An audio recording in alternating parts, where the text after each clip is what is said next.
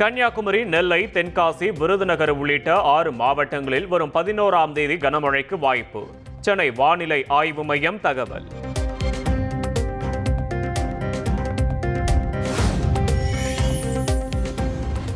தொகுதி மறுசீரமைப்பு விவகாரம் தொடர்பாக கேரளா, மேற்கு வங்கம் உள்ளிட்ட 6 மாநில முதலமைச்சர்களுக்கு முதலமைச்சர் ஸ்டாலின் கடிதம். கூட்டு நடவடிக்கை குழு அமைப்பது தொடர்பாக வரும் 22ஆம் தேதி ஆலோசனை கூட்டத்தில் பங்கேற்கவும் அழைப்பு.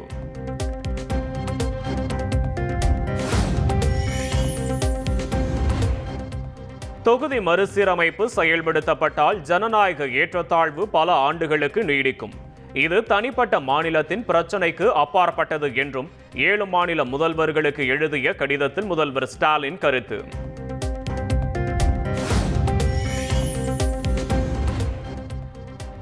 சென்னை ராயப்பேட்டையில் உள்ள YMCA திடலில் தவேகா சார்பில் நடைபெற்ற இஃப்தார் நிகழ்ச்சியில் விஜய் பங்கேற்பு. குல்லா அணிந்து கலந்து கொண்ட விஜய் 2000 இஸ்லாமியர்களுடன் சேர்ந்து தொழுகை நடத்தி நோன்பு திறப்பு. ஹய்யுல் கய்யூம் ஹய்யுல் கய்யூம் அல் காயிமு அல் காயிமு.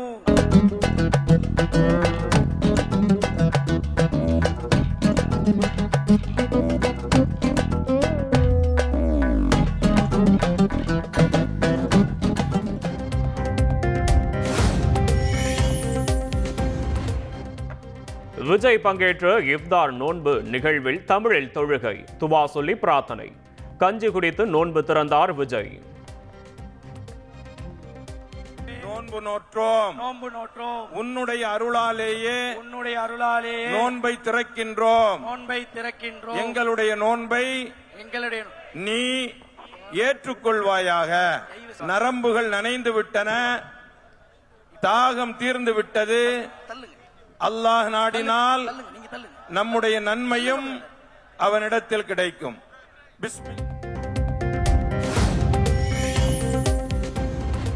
தவேகா நடத்திய இஃப்தார் நிகழ்ச்சிக்கு வந்த விஜயை காண முண்டியடித்து ஓடி வந்த ரசிகர்கள் தடுப்புகளை எகிரி குதித்து திடலுக்குள் நுழைந்ததால் பரபரப்பு.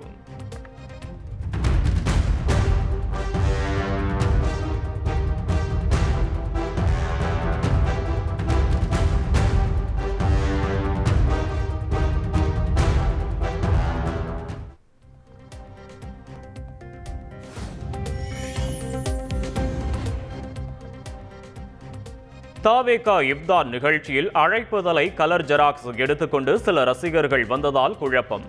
அழைப்பு விடுக்கப்பட்டவர்களை விட ஏராளமானோர் குவிந்த நிலையில் ரசிகர்களை கட்டுப்படுத்த முடியாமல் பவுன்சர்கள் திணறல்.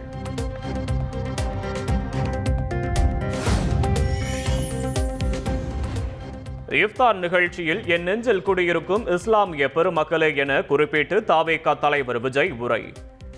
மனிதநேயம் மற்றும் சகோதரத்துவத்தை போற்றுவோம் என இஸ்லாமியர் மத்தியில் பேச்சு. மனித நேயத்துக்கும் சகோதரத்துவத்தையும் ஃபாலோ பண்ணி இங்க இருக்கிற அனைத்து இஸ்லாமிய சொந்தங்களுக்கும்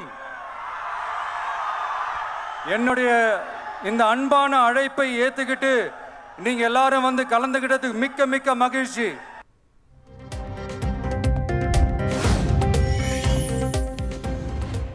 தவேகா நடத்திய இஃப்தார் நிகழ்ச்சியில் 2000க்கும் மேற்பட்டோருக்கு பரிமாறப்பட்ட மட்டன் பிரியாணி. முண்டியடித்துக் கொண்டு பிரியாணி வாங்கியவர்கள் உணவை வீணாக்கிவிட்டு சென்றதால் குப்பை கூளமான அரங்கம்.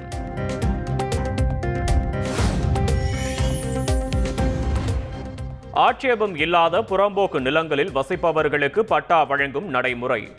3 லட்சம் ரூபாய் அல்லது அதற்கும் குறைவான ஆண்டு வருமானம் உள்ள குடும்பங்களுக்கு இலவச பட்டா. விரிவான வழிகாட்டு நெறிமுறைகளை வெளியிட்டது தமிழக அரசு.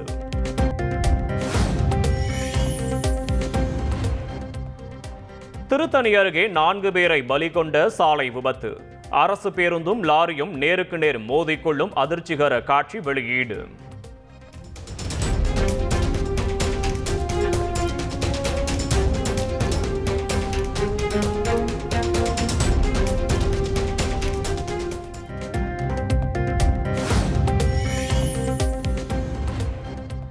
திருத்தணியில் அரசு பேருந்தும் லாரியும் மோதி நிகழ்ந்த கோர விபத்தில் உயிரிழந்த ஒரு குடும்பத்திற்கு முதலமைச்சர் ஸ்டாலின் இரங்கல்.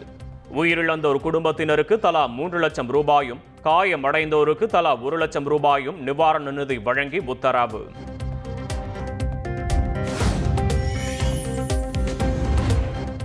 ராணிப்பேட்டை மாவட்டம் தக்கோலத்தில் கோலாகலமாக நடைபெற்ற மத்திய தொழில் பாதுகாப்பு படையின் 56ஆம் ஆண்டு விழா. தீவிரவாத தடுப்பு, வெடிகுண்டு செயலிழப்பு, தீ அணைப்பு உள்ளிட்டவற்றை தத்ரூபமாக செய்து காட்டி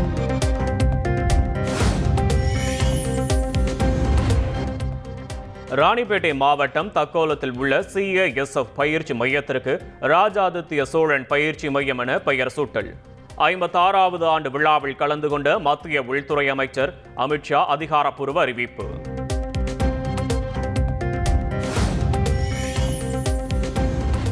மருத்துவம், பொறியியல் படிப்புகளை தமிழில் கற்பிக்க நடவடிக்கை எடுக்க வேண்டும். தமிழ்நாடு முதல்வர் ஸ்டாலினுக்கு மத்திய உள்துறை அமைச்சர் அமித்ஷா வலியுறுத்தல்.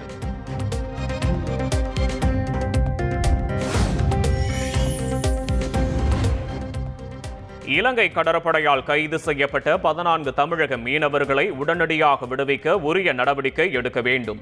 மத்திய வெளியுறவுத்துறை அமைச்சர் ஜெய்சங்கருக்கு முதலமைச்சர் ஸ்டாலின் கடிதம்.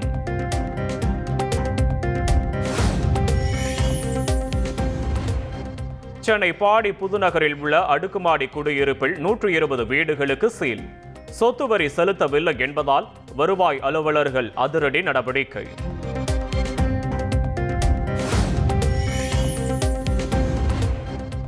சென்னை எழும்பூர் CMDA வளாகத்தில் உள்ள டாஸ்மாக் தலைமை அலுவலகத்தில் 2வது நாளாக அமலாக்கத்துறை சோதனை. டாஸ்மாகுக்கு மதுபானம் சப்ளை செய்யும் தனியார் நிறுவன அலுவலகத்திலும் சோதனை தீவிரம்.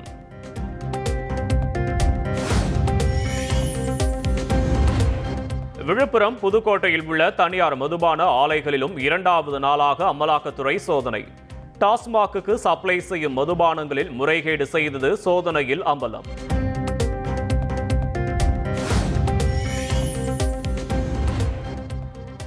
தேர்தல் வருவதால் தமிழகத்தில் அமலாக்கத்துறை சோதனை அடிக்கடி நடக்கும் என காங்கிரஸ் MP கார்த்தி சிதம்பரம் கருத்து. அமலாக்கத்துறை மத்திய அரசின் கைப்பாவையாக செயல்படுவதாகவும் விமர்சனம்.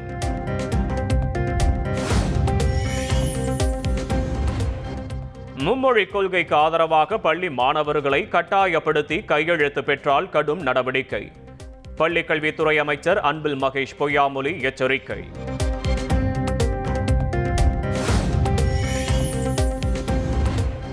சென்னை காரப்பாக்கத்தில் மும்மொழி கொள்கைக்கு ஆதரவாக மாணவர்களிடம் கையெழுத்து பெற்ற விவகாரத்தில் பாஜகவினர் கைது. தங்களையும் கைது செய்ய வலியுறுத்தி நூற்றுக்கணக்கான பாஜகவினர் காவல் நிலைய வளாகத்தில் வாக்குவாதம்.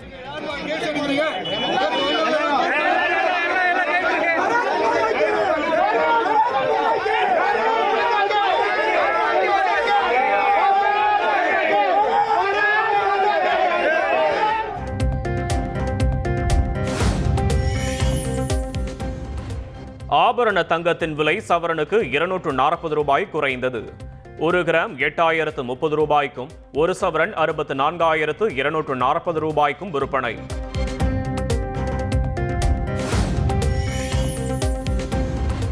டென்னிஸ் வீராங்கனைகளுக்கு 12 மாதங்களுக்கு ஊதியத்துடன் கூடிய மகப்பேறு விடுப்பு. சர்வதேச பெண்கள் தினத்தையொட்டி மகளிர் டென்னிஸ் கூட்டமைப்பு அறிவிப்பு.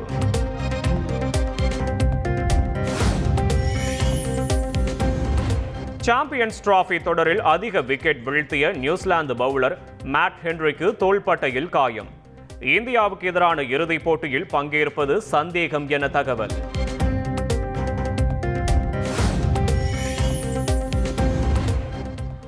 சென்னை அபிராமபுரத்தில் மூதாட்டியை ஏமாற்றி 4.5 கோடி ரூபாயை சுருட்டிய வழக்கு. போலீஸ் என கூறி நூதன முறையில் மோசடி செய்த 15 கல்லூரி மாணவர்கள் கைது.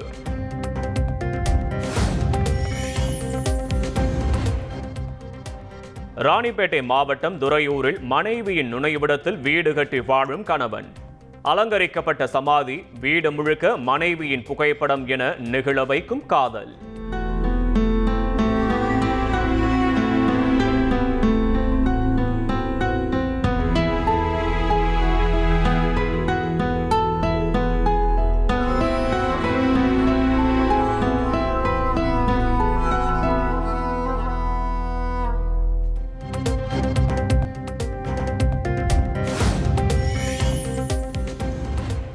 மதுரை மாநகர பேருந்தில் படியில் தொங்கியும் ஜன்னல் கம்பியில் தொற்றிக்கொண்டும் பள்ளி மாணவர்கள் ஆபத்தான பயணம். நொடியில் விபரீதம் ஏற்படும் என தெரிந்தும் அலப்பறை.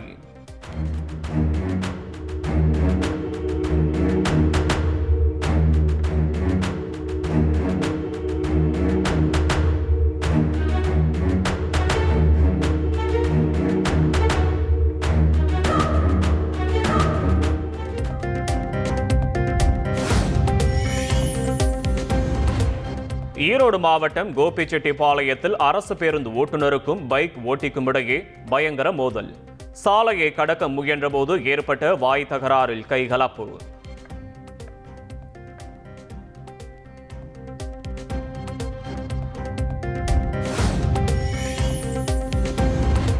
மதுரையில் உள்ள தனியார் கல்லூரியில் விண்வெளி வீராங்கனை சுனிதா வில்லியம்ஸ் உருவம் போல் நின்ற 2000 மாணவிகள்.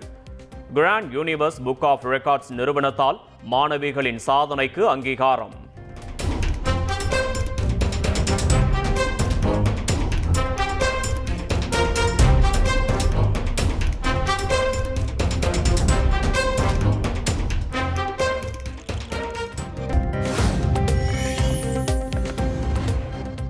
கரூரில் கல் உடைக்கும் ஆலையில் ஏற்பட்ட விபத்தில் தொழிலாளி பலியானது தொடர்பான வழக்கு. திமுக எம்எல்ஏ பழனியாண்டியின் விடுதலையை ரத்து செய்து சென்னை உயர்நீதிமன்றம் உத்தரவு.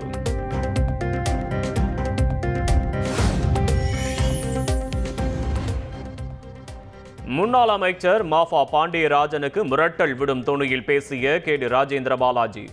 அதிமுகவில் தான் குறுநில மன்னன் தான் என்றும் ஆவேசம்.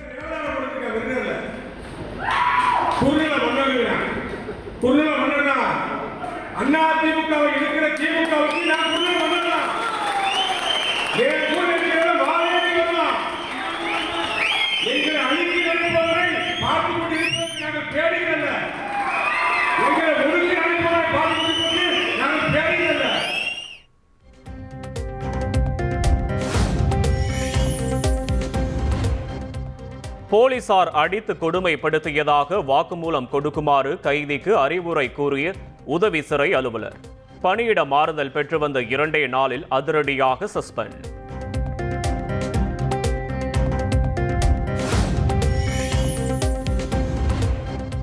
திருவள்ளூரில் நடைபெறும் புத்தக கண்காட்சியில் வரவேற்பு பேனரில் பாரதியார் எழுதிய கவிதைக்கு பாரதிதாசன் என குறிப்பிட்டதால் அதிர்ச்சி. உடனடியாக மாற்ற வேண்டும் என தமிழ் பற்றாளர்கள் கோரிக்கை.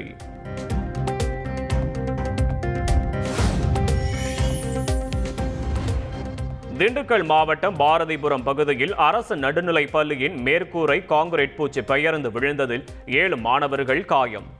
அரசு மருத்துவக் கல்லூரி மருத்துவமனையில் மாணவர்களுக்கு சிகிச்சை.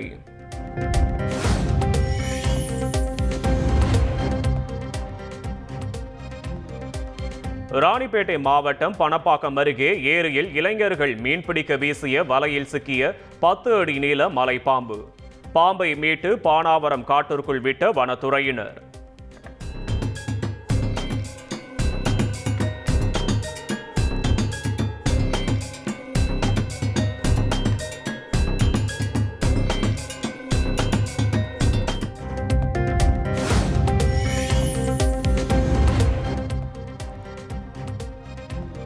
அண்ணா பல்கலைக்கழக மாணவி பாலியல் வன்கொடுமை வழக்கில் கைதான ஞானசேகரனுக்கு திருட்டு வழக்கில் தொடர்பு இருப்பது உறுதி.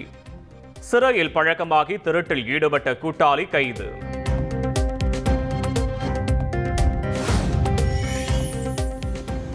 நீலகிரியில் ஒரே பள்ளியில் 35 ஆண்டுகள் பணியாற்றி ஓய்வு பெற்ற ஆசிரியைக்கு விமரிசையாக நடந்த பணி நுழைவு விழா. கிரீடம் அணிவித்து செண்டை மேளம் முழங்க விழாவை சிறப்பித்த முன்னாள் மாணவர்கள்.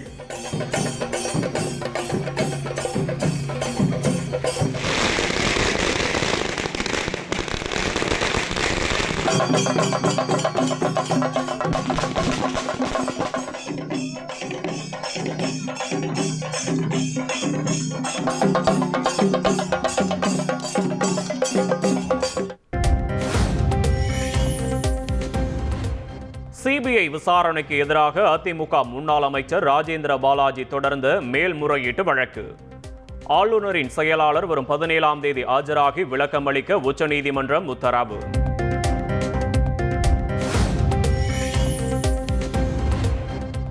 தமிழக சட்டப்பேரவையில் நிறைவேற்றப்பட்ட 2 சட்ட மசோதாக்களுக்கு ஆளுநர் ஒப்புதல். ஊரக உள்ளாட்சிகளுக்கு தனி அதிகாரிகள் நியமனம் மற்றும் கனிமங்களை கொண்டுள்ள நிலங்களுக்கு வரி விதிப்பது ஆகிய மசோதாக்களுக்கு ஒப்புதல் அளித்தார்.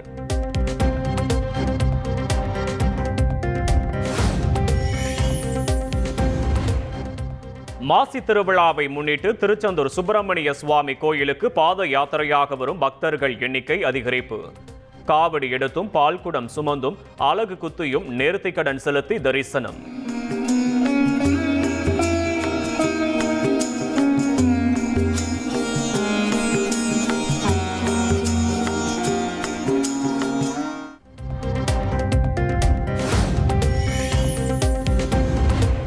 சேலம் மாவட்டம் எடப்பாடியில் அங்காளம்மன் கோயில் குடமுழுக்கு விழாவை ஒட்டி திரளான பக்தர்கள் தீர்த்த குடம் எடுத்து வழிபாடு. கன்னட திரைத்துறையை மேம்படுத்த பிரத்யேக OTT தளம் தொடங்க கர்நாடக அரசு முடிவு. இந்திரா கேண்டீன் போலவே தாலுகா மற்றும் கிராமப்புறங்களில் அக்கா கஃபே தொடங்கப்படும் எனவும் பட்ஜெட்டில் அறிவிப்பு.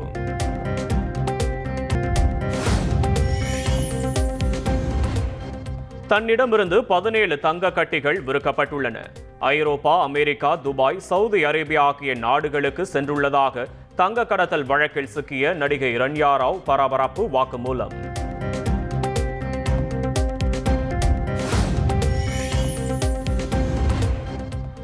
மாரி செல்வராஜ் இயக்கத்தில் துருவ் விக்ரம் நடிக்கும் பைசன் படத்தின் படப்பிடிப்பு நிறைவு.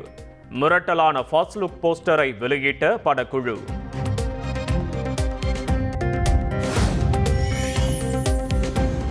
நயன்தாராவை லேடி சூப்பர் ஸ்டார் என அழைப்பதில் தவறில்லை என ராகவா லாரன்ஸ் கருத்து. அதே நேரம் வேண்டாம் என மறுப்பது அவரது விருப்பம் எனவும் பேட்டி.